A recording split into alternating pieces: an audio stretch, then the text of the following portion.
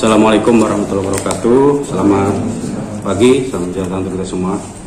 Pada hari ini akan melaksanakan seminar kerja praktek perancangan controller robot soccer berbasis analog sebagai media pembelajaran di CSR.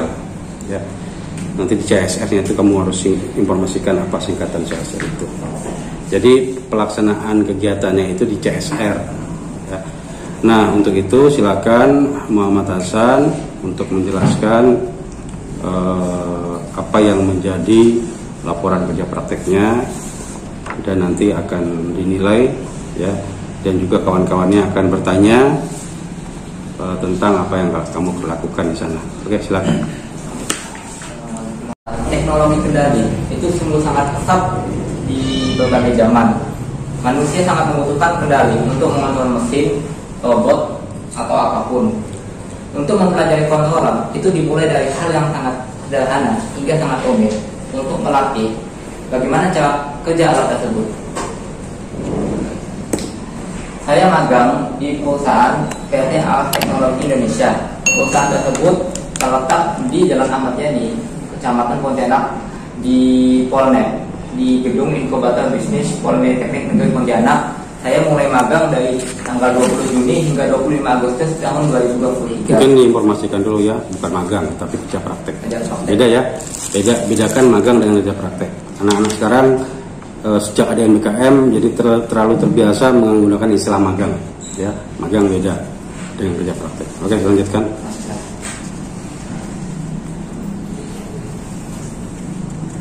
Pada PT Alat Teknologi Indonesia,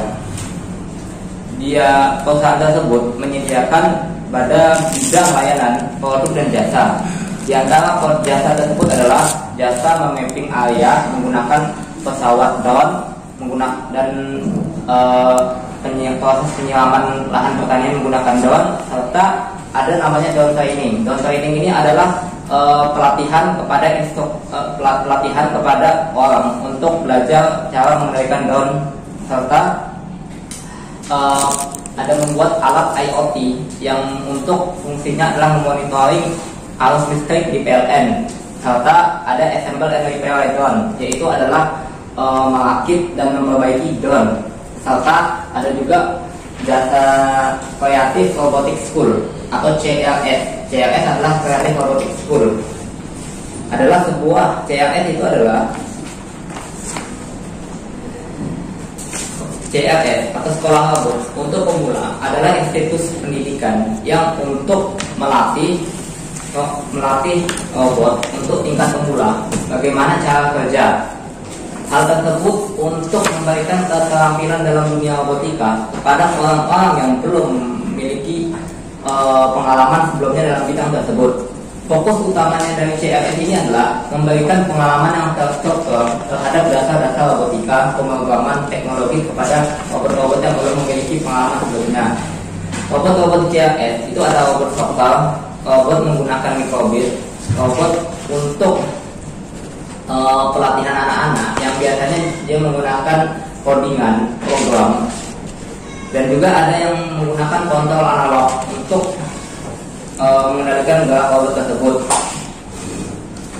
Rumusan masalah dari kerja praktek ini adalah bagaimana merancang sistem kendali gerak robot soccer kelas CRS untuk pelatihan tersebut dengan merangkai komponen-komponen yang digunakan pada remote controller berbasis analog, dan bagaimana mengoperasikan robot soccer sebagai media pembelajaran di CRS sesuai dengan yang diinginkan. Yang diinginkan itu maksudnya adalah supaya pemula tersebut atau yang belajar robot itu mengerti cara kerja robot sistem analog itu gimana.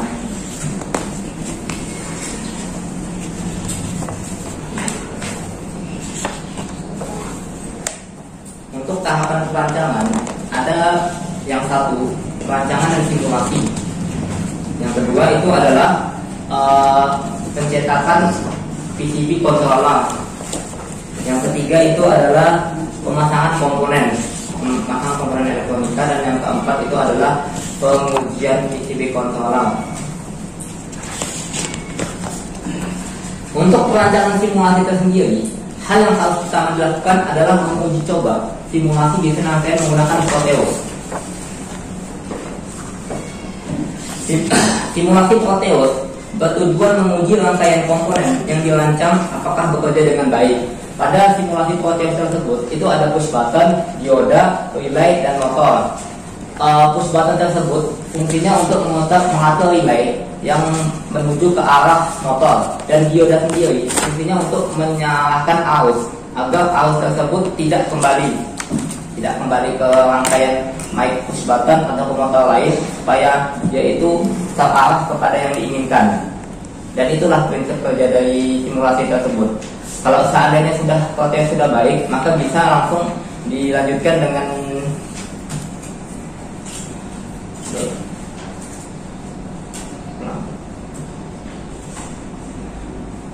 kalau setelah di Proteus bisa, maka akan menggunakan Ishida. Ishida sendiri adalah proses perakitan komponen-komponen elektrik yang untuk diletakkan di papan PCB.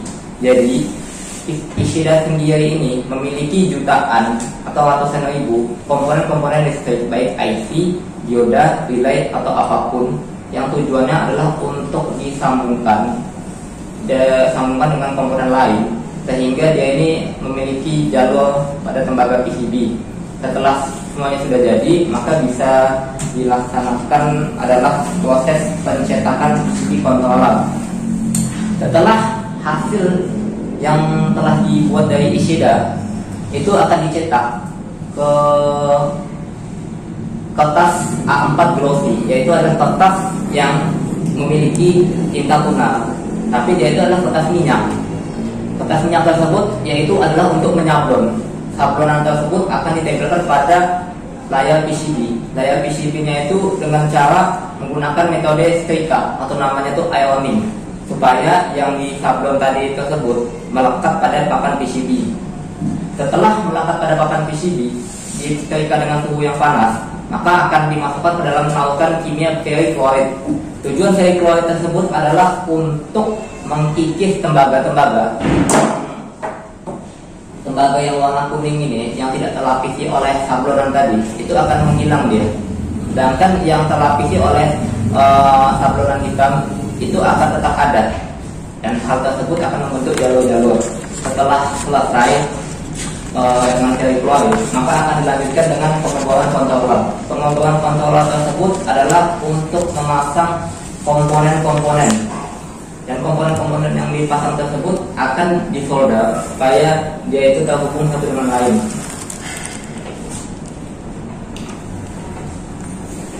Pada komponen controller relay berbasis analog, komponen-komponen tersebut adalah relay sendiri ini adalah untuk saklar switch on off yang dialiri oleh listrik, atau relay ini sebagai on off lah, tapi dia ini harus diberi tegangan dengan prinsip kerja elektromagnetik. Dioda adalah penyaring tegangan, baterai adalah sebuah penyuplai tegangan, resistor adalah untuk menghambat arus, push button adalah sejenis saklar on off juga, tapi dia dengan prinsip tekan. Kalau kabel jumper adalah untuk menghubungkan antara satu komponen ke komponen lain. Pin header juga untuk sebagai pasangannya dari kabel jumper. Konektor JST juga untuk konektor yang menghubungkan alat elektronik ke komponen. Saklar on off, terminal block, dan LED. LED adalah lampu untuk mengetahui dia ini hidup atau mati.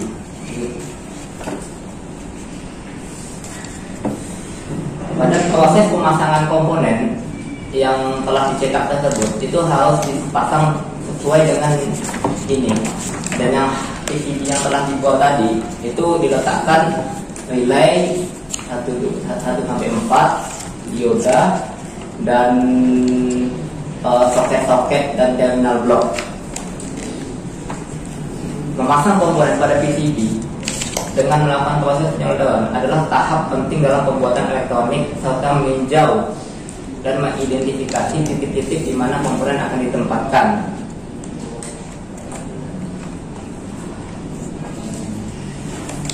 ini adalah pengujian PCB controller yang akan diharapkan nanti, yaitu untuk robot soccer tersebut. Pada diagram blok controller berbasis analog, yang sebagai input itu adalah push button dan baterai. Input dan proses tersebut adalah controller PCB dan relay, dan outputnya adalah DC motor. Pada proses ini, input mengirimkan sinyal listrik, atau bukan sinyal listrik tapi kayak membuka arus listrik dan mengalirkannya kepada controller PCB yang ada di dioda menuju relay. Dan relay tersebut setelah dihidupkan terkena arus listrik, maka dia akan menghidupkan DC motor. Dan DC motor tersebut ini akan bergerak apakah dia ini arah jarum jam atau berlawanan arah jarum jam. Pada controller wiring kerja controller relay ini ada motor, ada DC motor, ada baterai Lion 18650, ada stick controllernya. Ini yang ada warna-warna ini adalah dia terhubung ke masing-masing. Yang warna biru ini adalah pin hidden. Pada bagian di atas dioda ini itu terdapat pin hidden yang mengarah ke sini. Tujuannya adalah untuk dihubungkan dengan kabel jumper. Tujuan dihubungkan dengan kabel jumper tersebut ini adalah untuk membuat controller tersebut apakah bekerja atau tidak. Mengapa harus dikasih kabel jumper? Itu sebagai media pelatihan untuk belajar. Bisa saja kalau tanpa dikasih kabel jumper dia akan maju mundur, tapi ini adalah untuk melatih bagaimana cara kerja robot. Kalau seandainya kabelnya benar, apakah geraknya benar. Tapi kalau misalnya pengkabelan dari pin header ke relay, dari dioda ke relay salah, maka dia akan error. Oleh penetap itu tujuannya untuk ini pembelajaran. Nah, inilah yang ini kabel-kabelnya saya jelasin. Dia harus benar dihubungkan. Kalau dia tidak benar itu maka akan bekerja atau error. Sedangkan ini adalah ini kan tadi itu ada tabel hasilnya kan, yang pada controller relay tersebut tuh ada dioda, ada relay, dan itu ada penomoran masing-masing. Kalau seandainya ingin ditekan tombol push button atas, yaitu kalau mau benarnya harus 1, 5 dihubungkan 1 dan 3, maka posisi motor tersebut akan, baik yang ada di kiri maupun di kanan, akan ke arah jarum jam, maka geraknya akan maju. Kalau seandainya untuk bawah, yaitu dioda aktif itu harus 3 dan 8 dihubungkan relay 2 dan 4, maka arahnya akan berlawanan di arah jarum jam.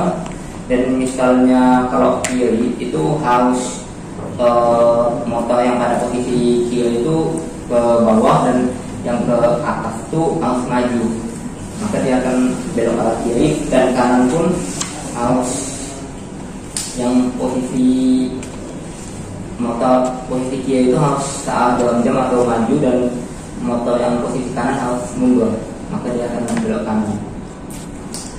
Kesimpulan dari hal tersebut adalah alat yang dirancang controller berhasil dengan begitu dapat mengetahui cara gerak kerja robot soccer sebagai media belajar di CRS atau Creative Robotics School. Robot dapat maju, mundur, dan bergerak kiri kanan dari memakai pengkabelan dari dioda ke output relay. Oleh karena itu, sehingga pemula yang ingin belajar robot dapat mengetahui dan mempelajari cara kerja CRS tersebut. Selama kerja praktik, mahasiswa dapat mengimplementasikan ilmu yang didapat di bangku kuliah, dan mahasiswa juga mendapatkan ilmu baru yang tidak didapat di bangku kuliah. Dan yang ketiga itu adalah mampu mengetahui cara perancangan dari software aplikasi hingga perancangan hardware komponen yang ada disimulasikan apakah bekerja hingga dicetak pada PCB menjadi controller. Baiklah, terima kasih. Dan untuk videonya tersebut adalah ini. Dan ini adalah robotnya ini untuk maju mundurnya. Dia menggunakan kabel.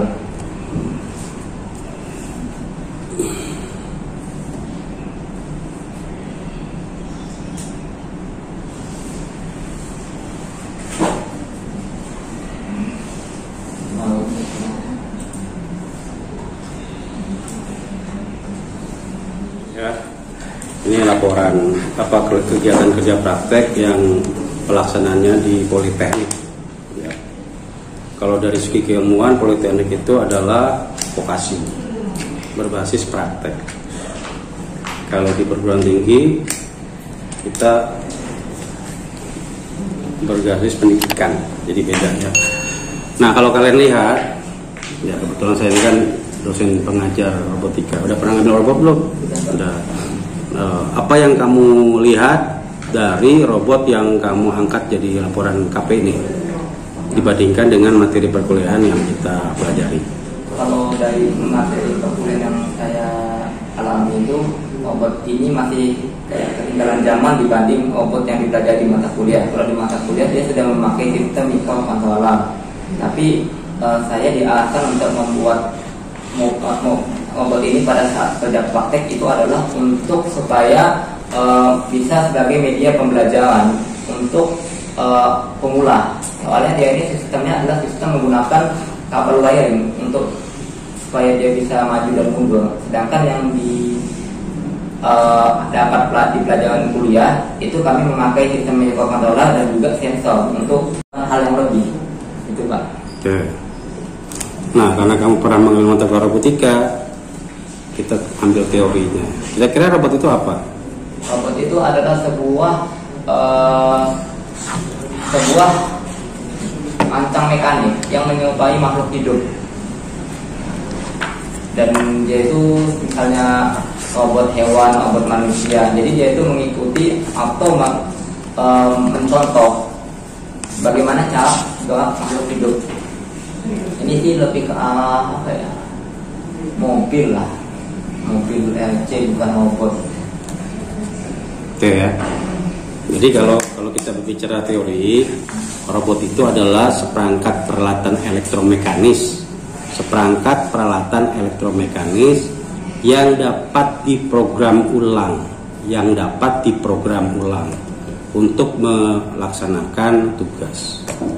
Di sini ada nggak program yang bisa diprogram ulang? Nggak ada. Tidak ada programnya kan? Nah, itu ya.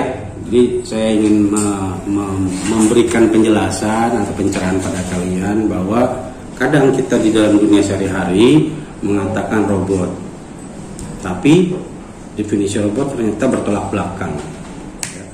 Jadi robot itu adalah suatu peralatan elektromekanis yang harus bisa diprogram ulang untuk melaksanakan berbagai macam tugas. Jadi kalau misalnya ini adalah peralatan elektromekanis tapi fix tidak bisa diprogram ulang, maka kita bilang bukan robot. Tapi kalau bisa lakukan berbagai macam perubahan, ya, maka bisa dia masuk dalam kategori robot. Nah, karena itu di sini judulnya analog, ya, analog. Jadi asal muasal orang sedikit menyerempet ke robotik, tapi bukan robot sebetulnya. Ya. Nah, kemudian kenapa targetnya adalah ini kan CSR, ini kan sekolah robotik, jadi ditujukan bukan cuma untuk mahasiswa, tapi ditujukan memang untuk anak-anak pemula, jadi anak-anak SD atau TK atau SMP sampai SMA gitu ya. Nah, supaya kenal robot. Nah, maka mereka membuat sistem yang sangat sederhana. Jadi mereka tidak perlu belajar coding, tapi bisa buat robot. Kalau di robotika, nah sekarang saya tanya pada kamu karena ini applied ya. Kalau di robotika yang kita sebut robot mobile itu ada roda, sama ya? Iya. Di sini pun ada. Coba kamu tunjukkan gambarnya.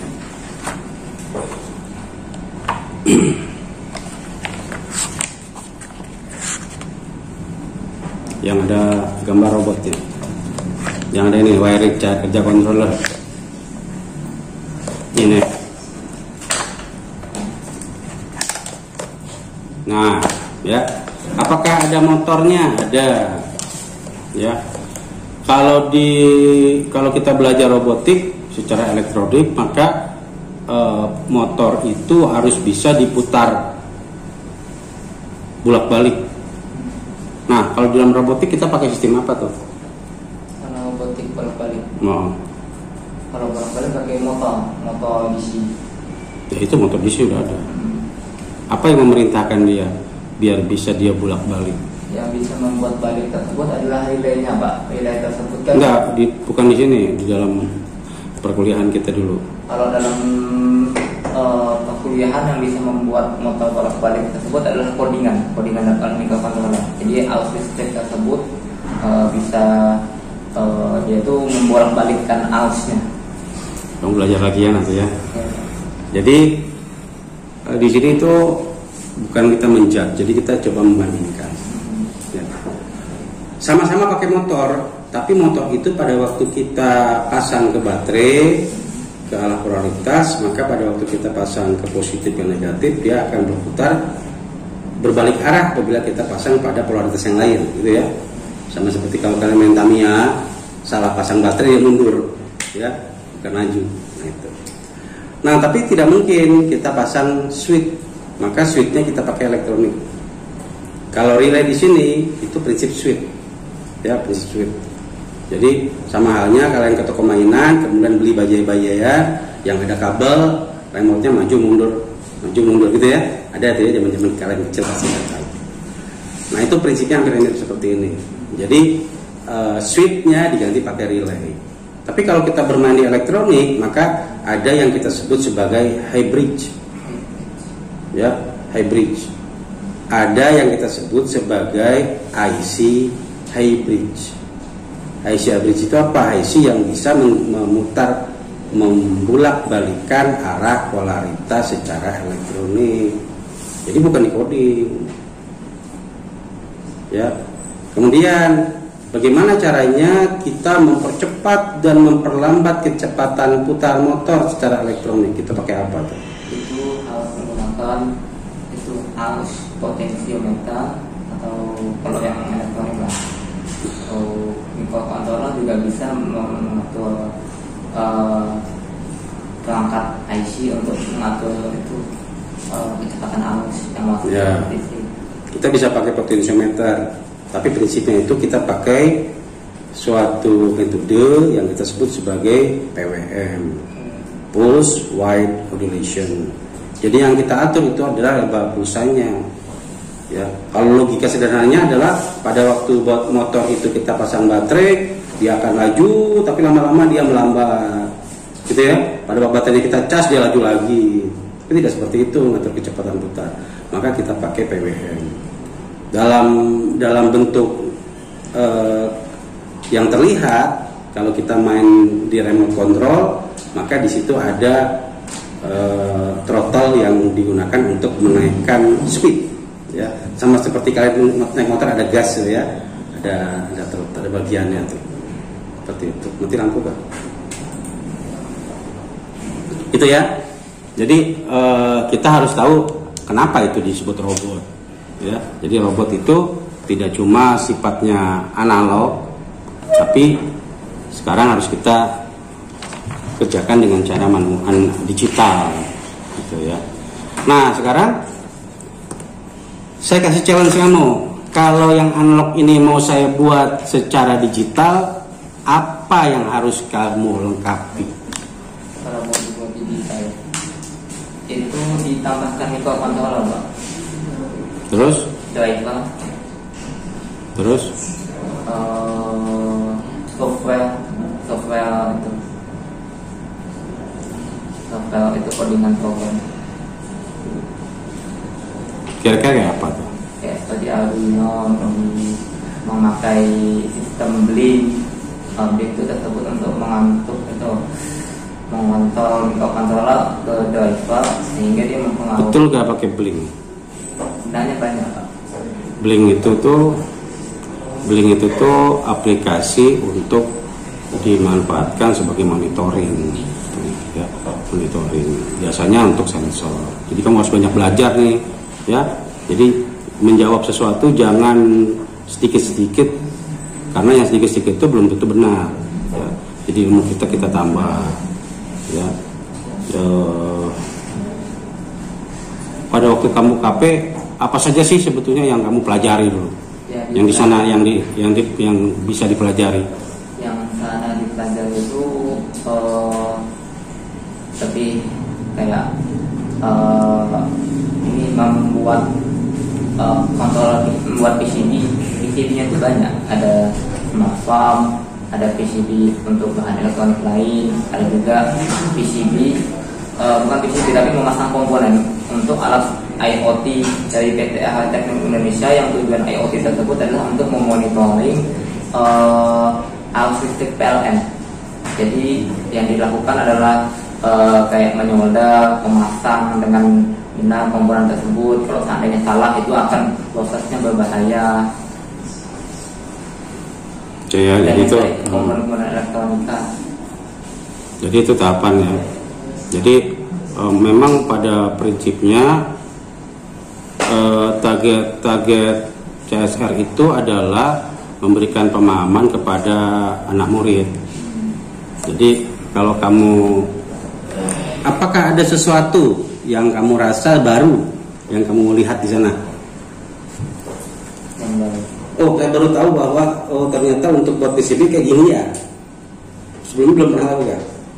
Sebelumnya itu lebih ke metode yang lebih efektif. Yang pernah saya tahu PCB itu kan kayak membuat untuk nyablonnya itu kan harus pakai softgel atau yang kalau saya tidak mau pakai sablon, bisa enggak? Bisa pakai itu metode ini ironing setrika. Ya itu sablon kan ya ironing setrika juga nanti. Saya nggak mau. Bisa gini, kamu punya suatu rangkaian elektronik, kemudian dosen minta coba kamu rancang PCB-nya, bukan pakai PCB bolong ya, kamu rancang PCB-nya. Kamu tidak punya kemampuan atau tidak punya alat yang bisa kamu pakai untuk merancang seperti yang di kerja protekan itu. Apa yang kamu lakukan? Merancang tadi Pak. Tidak ada alat-alatnya. Memakai itu aplikasi software. Ya, nggak ada aplikasi, nggak ada. Kita buat manual gitu ya. Kita buat manual. Bisa nggak? Harus ini Pak, ada blueprintnya atau rangkaian listriknya. Ya iya, kan tadi saya sudah katakan, kamu punya rangkaian elektronik, itu jadi modal kamu untuk membuat papan PCB-nya. Bisa nggak? Bisa Pak. Bisa. Dengan cara apa? Dengan cara pakai aplikasi lain. Saya nggak mau pakai aplikasi. Pakai ini Blackboard. Saya Blackboard kan nggak perlu pakai PCB lah, pokoknya itu alat uji untuk masang-masang komponen. Tapi kita nggak perlu pakai PCB. Nah sekarang saya punya PCB masih polos nih, PCB-nya nih masih full, masih kosong, belum ada tergambar apa-apa. Nah, bagaimana caranya supaya rangkaian yang kamu miliki ini bisa kamu gambarkan di situ dan nanti bisa dicetak, bisa dipasang komponen. Mungkin belum tahu Pak. Belum tahu gak? Sayang sekali. Saya SMP udah tahu itu. SMP ya.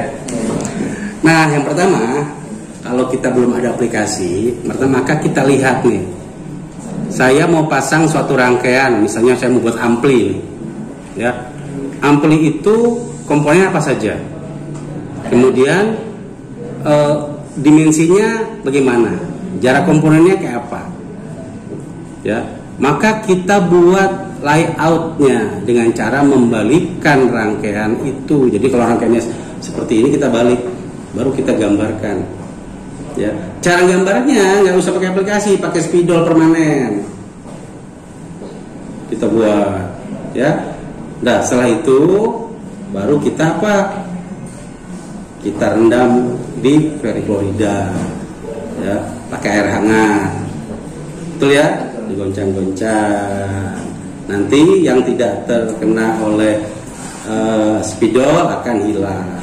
Setelah itu kita bor, baru kita pasang.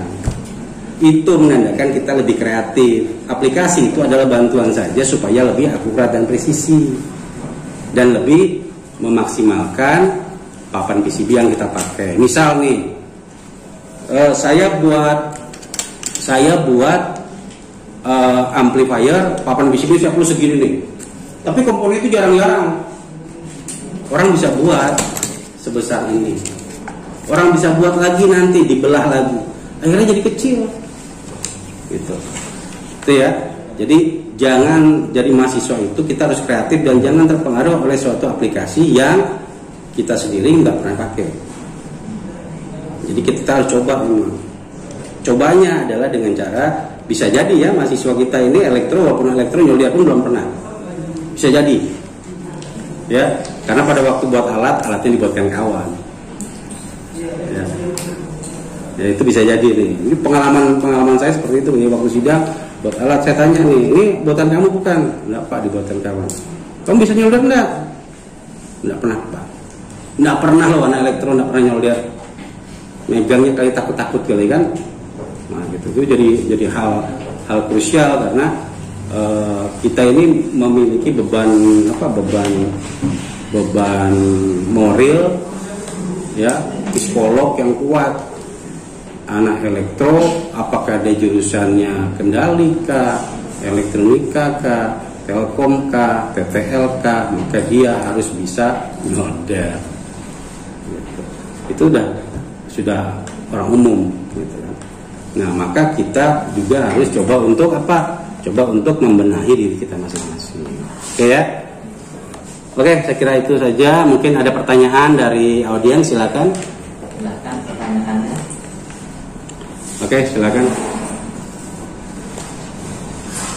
Apakah ada yang ingin bertanyakan dari materi yang telah disampaikan ini, atau masih ada yang kurang paham untuk ditanyakan?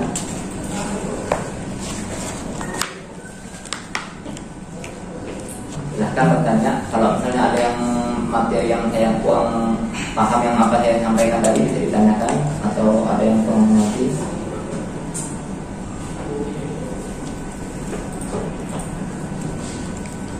Ada yang ngambil kendali di sini? Di belakang kendali ada?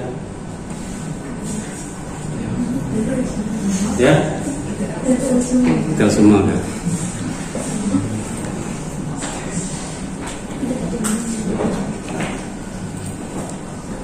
Sebetulnya saya sendiri banyak yang mau saya tanyakan, tapi saya kira cukup ya. Oke, saya kira itu saja. Belum saya tutup ya kegiatan seminar kita hari ini di Seminar Kerja Praktek atas nama Muhammad Hasan.